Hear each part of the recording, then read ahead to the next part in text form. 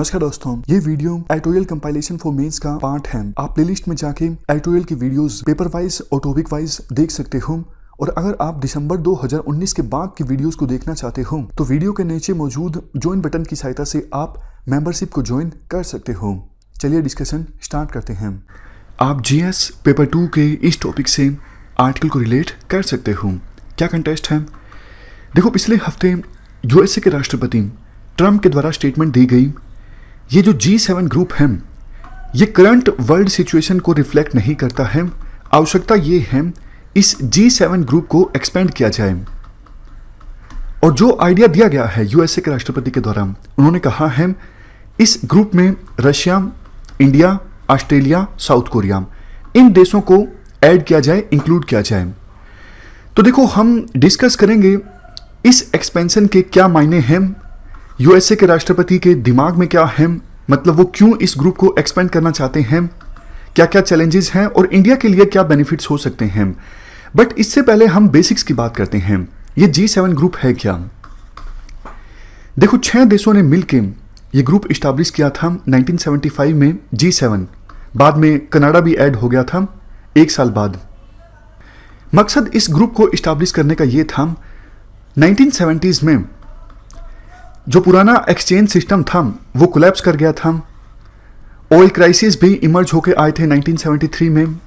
तो उस समय वर्ल्ड की 6 सबसे बड़ी इकोनॉमीज एक साथ आई थी। उन्होंने इस ग्रुप की स्थापना की थी ताकि वर्ल्ड के बड़े जो इकोनॉमीज इश्यूज हैं उन्हें डिस्कस किया जा सके।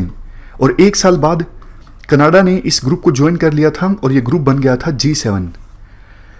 जब देखो 1990-91 में यूएसएसआर का डिसइंटीग्रेशन हुआ तो सबसे बड़ा घटक था रशिया। रशिया ने इस ग्रुप को ज्वाइन किया 1998 में और ये ग्रुप बन गया G7 से G8। अब देखो, ध्यान देने वाली बात यह है, हालांकि रशिया एक बहुत बड़ी इकोनॉमिक पावर नहीं था, लेकिन रशिया एक बड़ी पॉलिटिकल पावर था। और ये ग्रुप जो था वो समय के अनुसार बाकी इश्यूज को भी डिस्कस करने लगा था, जैसे terrorism, development related issues, climate change संबंधित इश्यूज। ग्रुप का नेचर चेंज हो चुका था। पहले फोकस किया करता था सिर्फ इकोनॉमिक इश्यूज पर, लेकिन बाद में अलग अलग इश्यूज को ये ग्रुप डिस्कस करने लगा।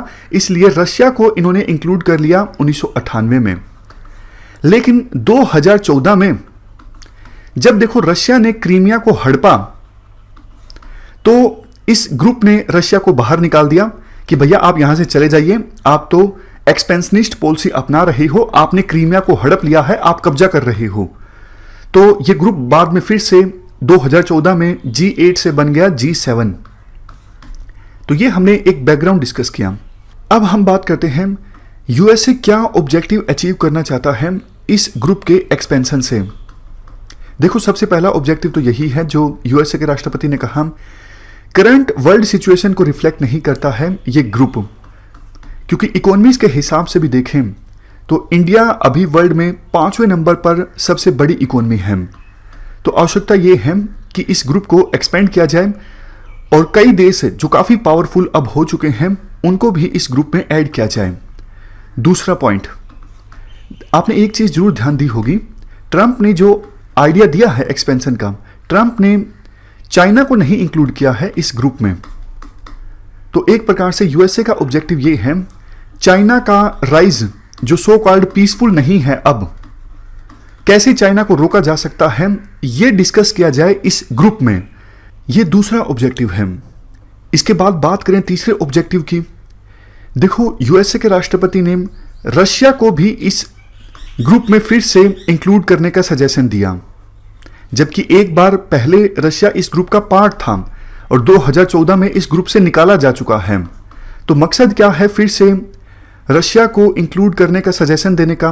मकसद देखो ये है, यूएसए ये चाहता है चाइना प्लस रशिया के रिलेशन जो बहुत ज़्यादा इंप्रूव हो गए हैं पिछले 10 सालों में, इस रिलेशन को कमज़ोर किया जाए और रशिया को चाइना से अलग किया जाए। देखो, वो बात अलग है, ऐसा करना आसान नहीं है और ऐसा होने भी नहीं वाला है, क्योंकि रशिया और चाइना के बीच जो ये एक्सिस हैं इसे तो कुछ एक्सपर्ट्स के द्वारा ऑथोरिटेरियन एक्सिस का नाम दिया जाता है, क्योंकि दोनों जो कंट्रीज हैं, रशिया और चाइना, दोनों देशों में ऑथोरिटेरियन रेजीम है। रशिया में नाम की डेमोक्रेसी है, पुतिन ने पावर बहुत ज़्यादा सेंट्रलाइज करके रखी है। खैर, यूएसए ये चाहता है, वो बात अलग है, ऐसा पॉसिबल नहीं हो पाएगा। ये तीसरा ऑब्जेक्टिव है कि चाइना और रशिया की एक्सिस को तोड़ना, इस ग्रुप में रशिया को इंक्लूड करके। बात करते हैं चौथे ऑब्जेक्टिव की। देखो, कोविड-19 की महामारी की सिचुएशन में ज़्यादातर जो मल्टीलेटरल इंस्टीट्यूशंस हैं, for example WHO, United Nations security council, ये सब कोलैप्स कर गई, ये अपना काम ठीक से नहीं कर पाई। तो यूएसए चाहता है एक अलग से ऑर्गेनाइजेशन हो, फॉर एग्जांपल G11, जो वर्ल्ड में इस प्रकार की सिचुएशन को ठीक ढंग से एड्रेस करने की कोशिश करें। इसके बाद नेक्स्ट पॉइंट की बात करें। देखो, अगर हम रशिया को छोड़ दें, बाकी 3 देश, ऑस्ट्रेलिया, इंडिया और साउथ कोरिया, फिलहाल की सिचुएशन में इन देशों के जो इंटरेस्ट हैं वो चाइना के संदर्भ में यूएसए के साथ कन्वर्ज होते हैं। ऑस्ट्रेलिया चाइना से दुखी है। ऑस्ट्रेलिया के प्रधानमंत्री ने बयान दिया था, आपको याद होगा, कि कैसे ये वायरस ओरिजिनेट हुआ, जांच होनी चाहिए। चाइना ने बदले में धमकी दी कि आपको इकोनॉमिक कंसिक्वेंसेस भुगतने पड़ेंगे अगर आप इस प्रकार की स्टेटमेंट दोगे। इंडिया का फिलहाल बॉर्डर टेंशन चल रही है चाइना के साथ, और साउथ कोरिया तो हमेशा से चाइना से दुखी रहता है।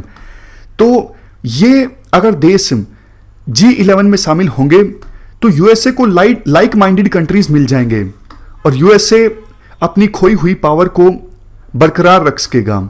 तो ये कुछ ऑब्जेक्टिव्स हैं जिनकी हमने बात की। अब हम बात करते हैं चैलेंजेस की। देखो, सबसे बड़ा चैलेंज तो ये है, G7 ग्रुप की जो वर्किंग है ना, काफी ज्यादा डल है। इतना कोई खास ये ग्रुप है नहीं G7। वैसे G8+5 का आइडिया पहले भी आ चुका है।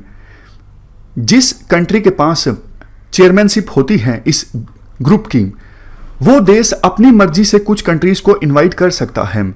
तो पहले बात चली थी कि 5 जो इमर्जिंग इकोनॉमीज हैं, जैसे India, Brazil, Mexico, south Africa, उनको भी G8 की जब मीटिंग ऑर्गेनाइज हो तो उनको भी इनवाइट किया जाए इस ग्रुप की मीटिंग में पार्टिसिपेट करने के लिए। लेकिन कुछ खास फायदा इसका हुआ नहीं। और अब जब ये ग्रुप एक्सपेंड होकर G11 भी बन जाएगा तो कोई जरूरी नहीं कि ये ग्रुप इफेक्टिव होकर काम करने लगेगा, क्योंकि देखो, एक ग्रुप ऑलरेडी G20 की फॉर्म में है, जिसमें चाइना भी है, ये सारे देश भी हैं जो कि वर्ल्ड के विभिन्न इश्यूज को डिस्कस करता है। इसके बाद नेक्स्ट चैलेंज की बात करते हैं।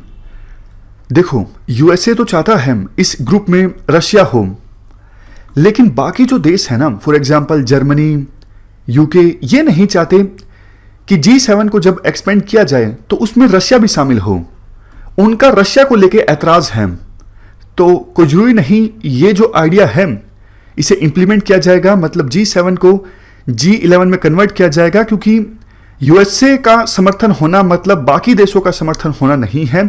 सभी देशों का समर्थन जरूरी है इस ग्रुप को एक्सपेंड करने के लिए। नेक्स्ट चैलेंज, देखो, चाइना को छोड़ने का विचार तो है, बट चाइना अभी फिलहाल वर्ल्ड में दूसरे नंबर पर वर्ल्ड की सबसे बड़ी इकोनॉमी है। तो चाइना को छोड़ के क्या ये ग्रुप सफलतापूर्वक काम कर पाएगा? जिन वर्ल्ड इश्यूज को डिस्कस किया जाएगा, क्या उसका कोई नतीजा निकलेगा डिस्कशन में चाइना को इंक्लूड किए बिना? इस पर भी कुछ एक्सपर्ट्स सवाल उठाते हैं। चैलेंजेस डिस्कस करने के बाद अब बात करते हैं इंडियन एंगल की। इंडिया का क्या स्टैंड है इस इशू के ऊपर? चूंकि देखो, ट्रंप ने यह सजेस्ट किया है इंडिया को भी G11 में शामिल किया जाए, तो इंडिया तो सर्टेनली खुश है। इंडिया ने कहा है ट्रंप विजनरी लीडर हैं और ट्रंप के विजन का नतीजा है कि उन्होंने G11 को इस्टेब्लिश करने की बात कही है। वैसे भी इंडिया लंबे समय से ये कोशिश कर रहा है कि यूनाइटेड नेशंस सिक्योरिटी काउंसिल में रिफॉर्म्स आए और इंडिया भी यूनाइटेड नेशंस सिक्योरिटी काउंसिल का परमानेंट मेंबर बने, लेकिन रिफॉर्म्स नहीं आ रही हैं सिक्योरिटी काउंसिल में। तो अगर इंडिया G11 का पार्ट बनता है तो इंडिया की आवाज़ को पहचान मिलेगी, इंडिया अपना लीडरशिप रोल प्ले कर सकता है ग्लोबल इश्यूज पर, तो इंडिया के लिए सर्टेनली ये अच्छा है। लेकिन आर्टिकल में लास्ट में एक सावधानी पूर्वक सजेशन दिया जाता है। देखो, यूएसए और चाइना के बीच अभी कोल्ड वार चल रहा है और उसी का नतीजा है यूएसए के द्वारा इस प्रकार की ऑर्गेनाइजेशन का सजेशन देना जिसमें चाइना शामिल नहीं है। तो हमें संभल के चलना होगा क्योंकि चाइना के साथ हमारा बॉर्डर डिस्प्यूट है।